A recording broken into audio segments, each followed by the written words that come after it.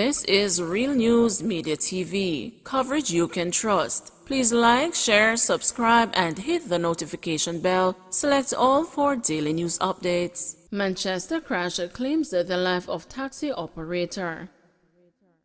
A fiery crash in Manchester this morning claimed the life of taxi operator Linford Powell, who is said to be in his late 60s. It is reported that sometime after 5 a.m., Powell was traveling in a Nissan Bluebird motor car along the Carteret Road heading into Mandeville when he lost control of the vehicle and crashed into a utility pole. The car subsequently burst into flames with Powell trapped inside. Firefighters who were called to the scene extinguished the blaze and then retrieved Powell's body. Stakeholders have renewed the calls for motorists to exercise caution when traversing roadways. Kingston West Police interview and release 8 persons of interest. 8 men named as persons of interest by the Kingston Western Police Division last week turned themselves in and were interviewed and released. The police said the men were named as a result of multiple ongoing investigations being conducted in the division. Superintendent Michael Phipps, head of the Kingston Western Police Division, said the men were called in because of an upsurge of violence in the Mexico, Angola, and the Zimbabwe areas of Arnett Gardens, St. Andrew.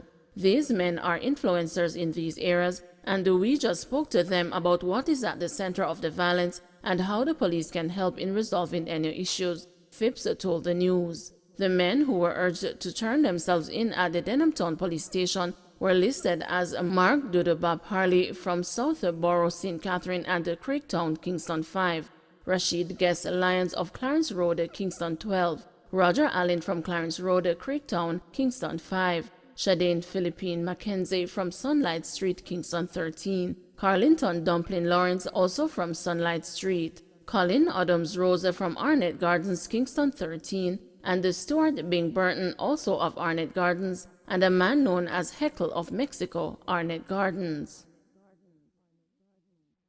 Man wanted for murder captured in Westmoreland, 4 charged for harboring him. A man wanted for murder has been apprehended and 4 others have been taken into custody for harboring him following an operation on Darling Street, Westmoreland on Thursday. The wanted man has been identified as Jaffiel Doman, otherwise called Bimmer, of Barrett Hall, St. James. He was arrested by detectives assigned to the Counterterrorism and Organized Crime Investigation Branch. Reports are that about 4:30 a.m., an operation was carried out in the Darling Street area where a premises was searched and Doman, along with the other occupants, were held.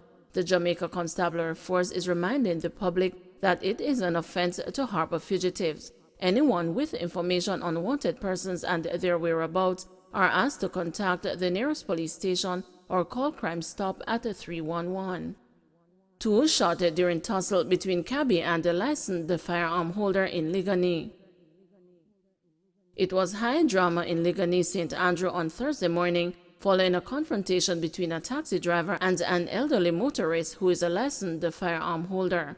In the aftermath of the confrontation, 2 people, including the taxi operator, were shot and injured. Assistant Commissioner Donovan Graham, head of the Area 4 Police, confirmed the incident and told the news that the licensed firearm holder is currently giving statement to the police. He said the taxi driver and the other injured person are being treated at hospital. Their injuries are not life-threatening. Information reaching the news is that the cabbie and the licensed firearm holder accused each other of bad driving. Their argument turned into a fight during which the firearm holder fired his gun, hitting the cabbie and another person. The incident caused a traffic pile-up, but police were quickly on the scene to get things under control. Jamaican students in Cuba yet to receive care packages.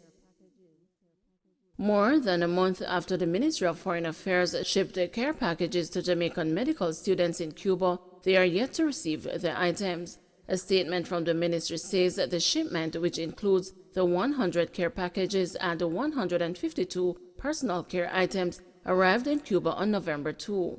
The 40-foot container also contains the students' suitcases, packages, and their medical equipment, supplies being donated to the government and the people of Cuba by Jamaica, and essential items for use by the Jamaican embassy. Foreign Affairs Minister Kamina Johnson-Smith says the custom broker in Cuba on Thursday confirmed that by early next week, the items will be released for distribution. The foreign minister says the Jamaican embassy in Cuba and the Consulate Affairs Department have made efforts over the past few months to meet Cuba's requirements at every stage of the process. Portmore councillors hold their first meeting at a new municipal corporation building. Work continues on the new Portmore Municipal Corporation building in the vicinity of Brayton Parkway and Municipal Boulevard. However, councillors held their first meeting at the location on Wednesday night. It comes 2 years after councillors and administrative employees were slated to occupy the building. Leon Thomas, chairman of the Portmore Municipal Corporation, said 6 departments have been relocated to the new building. For the first time in years, residents of the municipality were in attendance at the meeting of the municipal corporation. The Honorable Desmond Mackenzie have played a very important role in getting this building where it is, but we are still a little below where we really want to be. And I'm hoping that, he will come on board again so that we can complete this project as quick as possible. Waterford resident Richard Lewis touted the new building as being first class and of international standard. The superintendent of police, he was here and he explained a lot. Citizens learned a lot today. This building is like a godsend in Portmore. And Mr. Thomas, I've been fighting for this building for quite a while, and now this building is actually a reality. I feel like I'm in a foreign building now. This is an international standard building, so I'm in a total different place now. This is what I'm accustomed to. This is first-class living. So I'm sure the staff will feel very, very uplifted coming to work in a building of such class. A contract valued at $190 million was signed in 2017 for construction of the building. It was funded by the local government ministry and the Portmore Municipal Corporation. Mayor Thomas was unable to say how much of the $190 million has already been used. He is, however, hoping the remaining work, such as paving and the installation of an elevator, will be completed next month. The building features a ground floor, first floor and attic floor, and has energy-efficient features such as solar street lighting and LED lighting. The overall development plan also includes landscaping, adequate parking space, and water harvesting. Trade unions not happy with plans to end work-from-home arrangements.